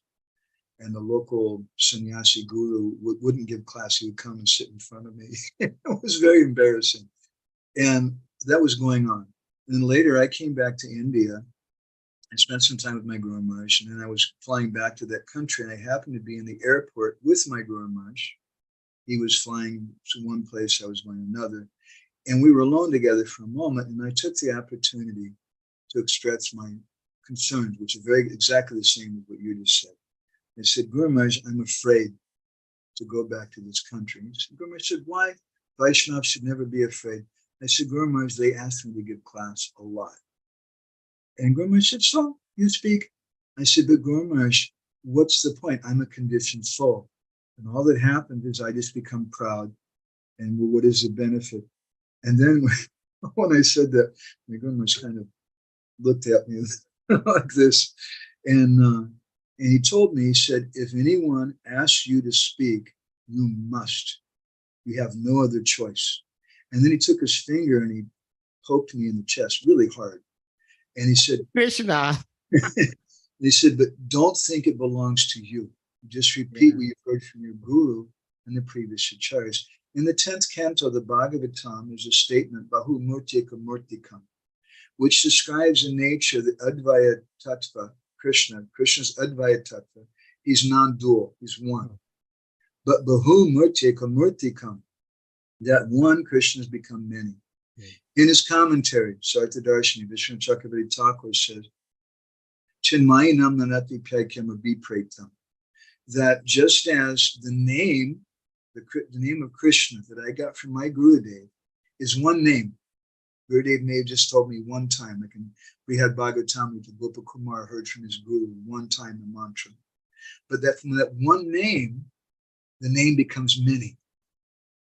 So in the same way, when I hear from Gurudev just one time, then if I repeat, then I'm associated with Gurudev. My Guru Maharaj put it another way.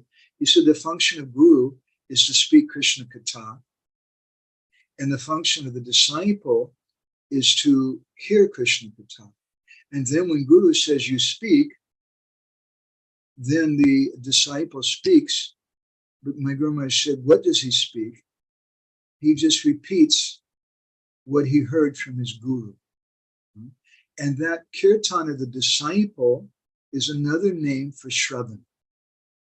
The disciple is doing kirtan, but the disciple just repeats what he's heard from his Guru, And so it looks like he's speaking, looks like I'm speaking today, but actually I'm not.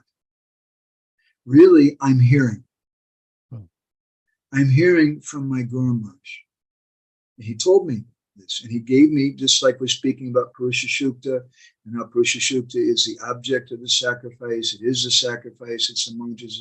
So in the same way, this is my relationship with my Guru. He told me to speak, and then he told me what to speak, and then he gave me the inspiration to speak. So none of it belongs to me. And if I do that faithfully and just repeat what I've heard, not thinking it belongs to me, but I do it in my own words. I do it according to my own realizations, not just that I'm repeating like a parrot. That's also not legal, not appropriate. Then that it's my Gurudev. And if somebody says, wow, that was really a good class, and you'll say, yes, it was. You're right. You should say more good things about it because it doesn't belong to me. Yeah. It belongs to my Gurudev. Yeah. And his order is good, and his information is good, and his inspiration is good. Is that helpful? Oh, more than helpful, Prabhuji. It's actually giving me so much assurance how fortunate some of us are in this particular lifetime to be exposed to this depth of wealth. And our prayer is that we receive and also make a good use of it. Sometimes we receive it and then we keep it to ourselves. I think at some point in your sharing, you mentioned that also that we receive, we have to share. So that's my prayer. But we have His Grace Shimavara Acharya Prabhu's hand up. Please, Prabhuji, you may unmute. Hare Krishna. You can also show us your smiling face for Acharya Prabhu. Hare Krishna, Prabhuji. Yeah. Prabhuji, are you back to the temple or are you still on the street? Okay, if you're back at the temple, maybe you may turn on your camera, please. Right, 1 minute. Okay. It's okay? Yes, yes, yes. Okay. We can see you. Right. Okay, Hare Krishna, my respectful obeisances, Madhavananda Prabhu, and to all the assembled devotees also. All glories to Prabhupada. So, very wonderful class. Thank you. I have a comment and I have a question. A comment, and I hope you take my comment in a good spirit. Prabhu, you've given so much information and with a lot of references, lots and lots. So much so that there's no time to digest all. And in Chaitanya Charitamrita, I think somewhere there, Lord Chaitanya described the nature of the truth is that it has to be concise. And yeah, the word uses to be, the nature of the truth is that it has to be concise. So you're giving us these wonderful truths, but which many may not be able to grasp, a lot of them. So I would, that's just my comment. And I would advise that sometimes, maybe you should kind of give them in piecemeal because when it comes too much, then it doesn't fulfill its purpose. It's just a comment. No, but it's reflecting that you're right. You're absolutely right. One of my teachers did a similar thing. But we want to accomplish something. When we do a kata, we want to take devotees someplace. Now, I could have just took everybody to the point that Gaudiya Vaishnavas also talk about Purusha Shukta. And just the general meaning of the Purusha Shukta is the impersonal thing. But that Purusha Shukta, that's concise. That Bhagavatam verse we're reading today, that's concise. We need to fluff it out. We need to unpack it. And yeah, I agree with you. I can totally understand. I think probably everybody got a bit of a stomachache with so much information today. And I'm sorry for that. This would have been a good seminar. Thank you very much. No, thank you. Just for your audience to be able to appreciate what you're giving. If you don't overload them, then they can digest. but there's a lot of it. Yeah, so that's all. That's what happens to me. I don't know for others. So I'm just speaking my mind. But I have a question. But if I would have only done part of it, then we would have only gone a very short distance, and you wouldn't understand my vision of this thing. That was the problem I had. It's a fact. It's a difficult road. It's a long one, and especially that last thing from Srila Bhakti Siddhanta is really difficult to do. Anyway, please go on. Yeah, so I have a question. Yeah, go ahead. My question is, there's a lot of elaboration about Krishna being the sacrifice, the object of the sacrifice. And of course, there are many verses in the Bhagavad Gita that says the same thing. Aham kratu, aham jagya, sodaham, oshadam. There's that verse. There's also Brahmana, Brahmapam. You know that Brahmapanam, Brahma Avi, Brahmagnam, Brahmautam, etc. So all these verses, yes, saying the same thing. Now, taking that as it be, the Krishna is everything. Krishna is knowledge. Krishna is sacrifice. Krishna is the object of sacrifice. Then it becomes difficult to understand for some devotees how Krishna cannot understand his own energy.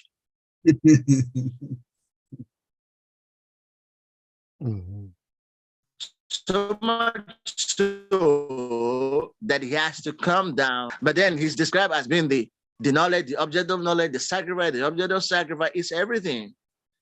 And of course, in the simple language, it's omniscient. He knows everything.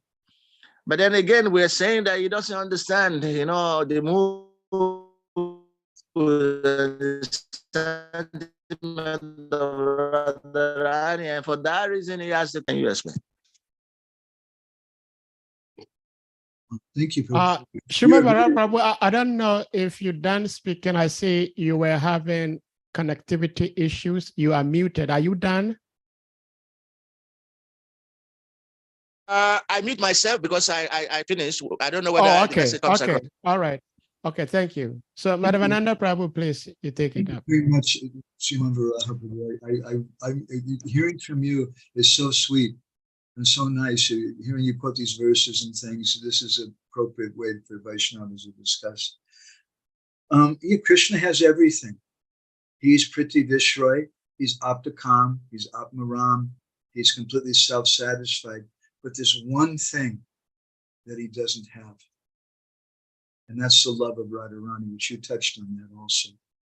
And he develops a greed for that because he's gotten everything else. He's sacrifice, he's the object of sacrifice, he's the mantras for the sacrifice, he's the meters to recite the mantras, he's everything. But there's one thing he doesn't have. And this is the stress of our Gaudiya Vaishnava line, Bhakti Mam Abhijanati Yavanyash Tasman Tatvata. Krishna wants to understand himself. But the only way to understand himself is through prema, is through love. So he has to take the role of a devotee. And he comes to show us to do how to do sacrifice, but he's also tasting it himself. He has a Bahiranga Karn and an Antaranga Karn. He has an external purpose and internal purpose. His external purpose is for us, but his internal purpose is for himself to be able to taste that thing. So yes, I 100% agree with your observation, your conclusion, that for many devotees, this is a very difficult thing to understand. My Guru Maharaj used to say, this is a postgraduate topic. It's not something, we can philosophically say things about it, just like, someone can say 2 + 2 is 4, but to realize that, that's quite a different thing, to understand that. So it's a process. But my Guru Maharaj was very keen on showing that in Prabhupada's movement, we have this kata. The devotees don't have to go outside for this, and that everything is in Prabhupada's books. And he wanted to give this for the preachers, even though they couldn't always be able to digest it. But just like when you attend the university, and you're going to study some mathematics, and the first day the first class, the professor starts speaking to you about quantum mechanics and this thing and that thing, and you just feel like, oh my God, your head just explodes. I can't there's a purpose for him doing that. You can't understand what he said. Maybe you take notes on it, you make a video of the class or something, you can look at it later on. But the purpose is to make the student understand that there's so much more to go on to. Because the problem every student has in every field of knowledge, the thing which keeps us from learning is the concept that I already know. When I think I know everything, I know the philosophy, I know this, then we can't go further. So he would speak this thing about Chaitanya Mahaprabhu, and I remember myself thinking, oh my God, I couldn't understand. And for those of you who may have attended his classes, you had the good fortune for that, fan him, do some service. I remember Gurmaharaj came back from Africa one year to Bhubaneswar, and he spoke about how sweet the devotees were in Africa and how they were fanning him. He was commenting, maybe that was you. And what it was like in that kind of situation. Because sometimes our conception of Krishna Katha also is that we think that Krishna Katha is something like going to school where we have tests and we memorize information, and it's the informational content which is important, but it's not. Therefore, the Bhagavatam is described sometimes by our acharyas as Bhava Grantha. It's a book all about love, and it's meant to be understood by love. And different scholars will understand different aspects of it, but na buddhaya, na chatikaya, as Lord Shiva just said, you can't understand it by your intelligence or by help even of the commentaries. So anyway, thank you, Sriman Bharata. Was that helpful, my answer? I hope so.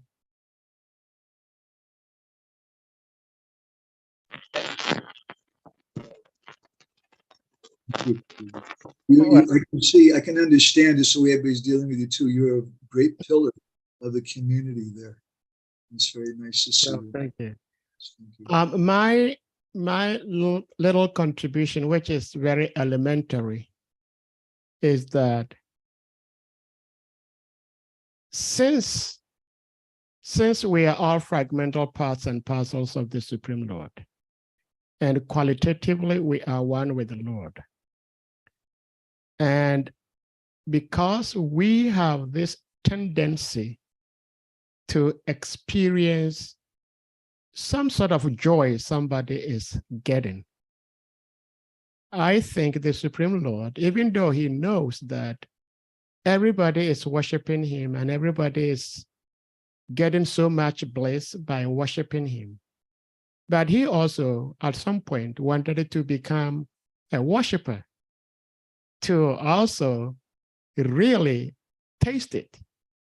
So whether he understood or did not understand, the mere fact, I believe, is that he also wanted it to play that role that, well, everybody is serving me, I also want to serve.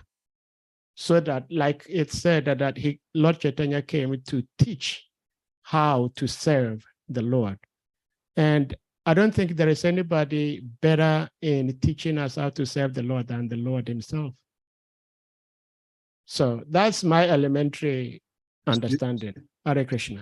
I have a little thought with you. I remember in Los Angeles, we used to have a restaurant across the street, and I was a Sankirtan book distributor.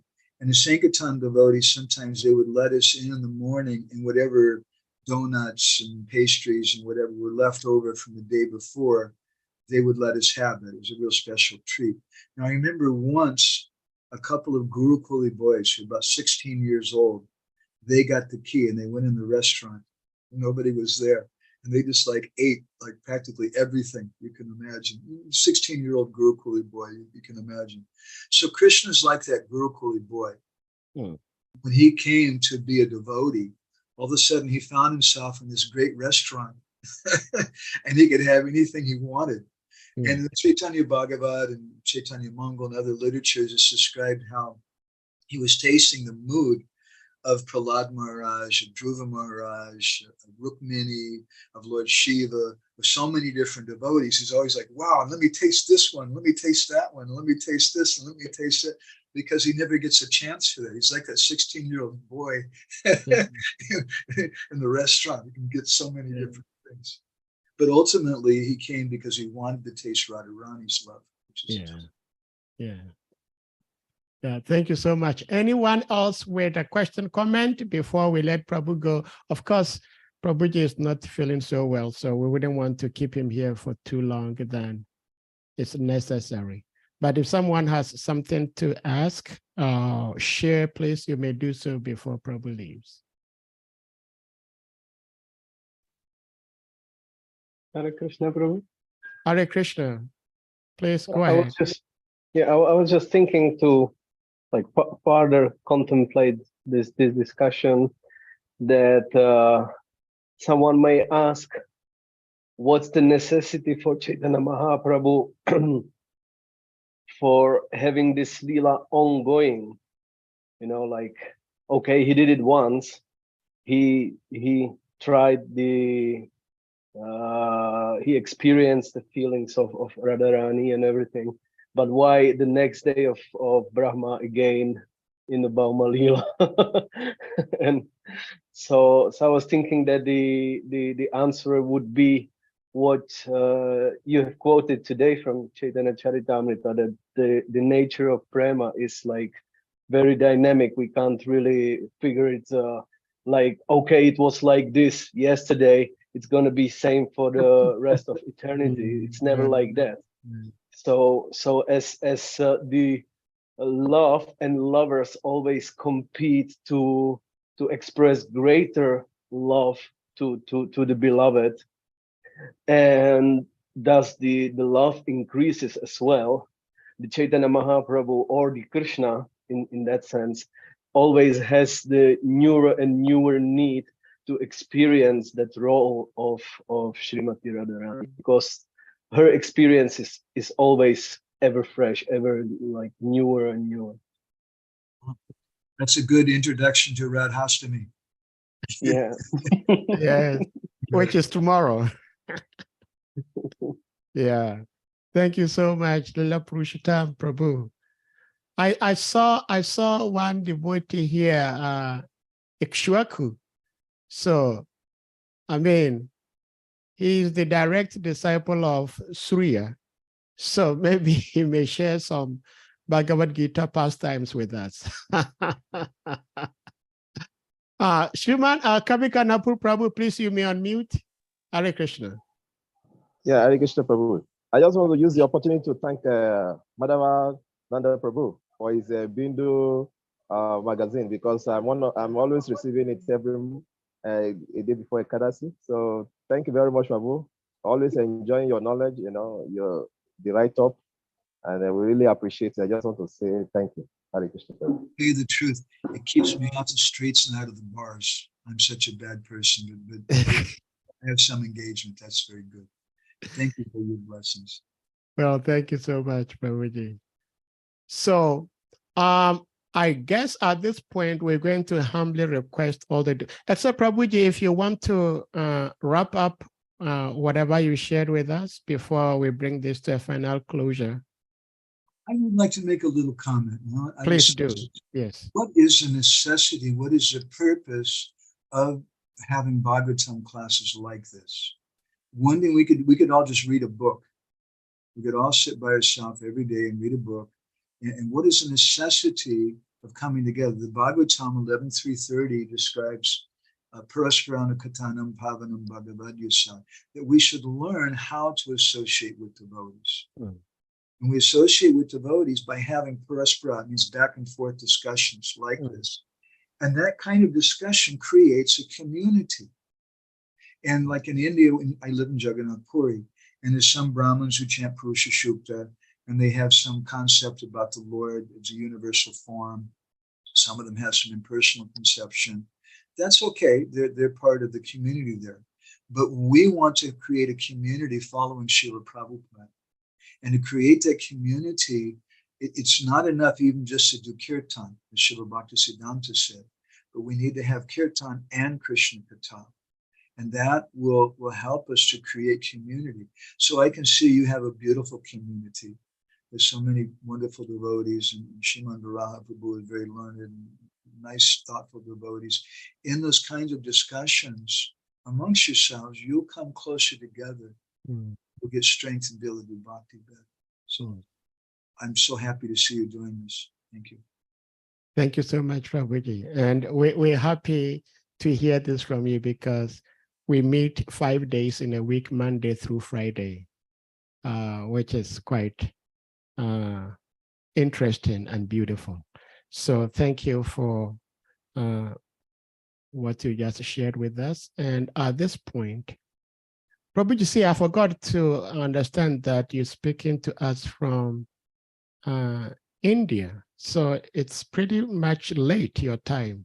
And Well, I'm in India, but right now I'm in Hungary, and it's only. Oh, you are in Hungary. Okay. I switched places with the devotee named Gorni Tai. Gorni Tai is from Hungary, and he went to India, and I came from India to here. Oh, Gorni Tai. Okay. Okay. I hope Shivaram Maharaj is doing okay. Yeah, his health is much better. I think he's probably giving class on Saturday morning. We're going to go. Okay. He was just in the program then. Our humble obeisances unto his lotus feet. Hare Krishna. So, dear devotees, we're going to humbly request you all to kindly unmute, and we all chant Hare Krishna Maha Mantra to express our appreciation to our revered speaker, His Grace Madhavananda Prabhu. Jai. Hare Krishna, Hare Krishna, Krishna, Hare Rama, Hare Rama, Hare. Vancha kalpa tarubhya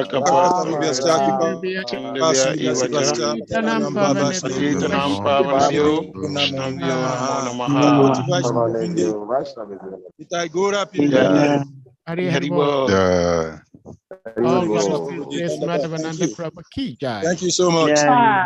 Hare Krishna.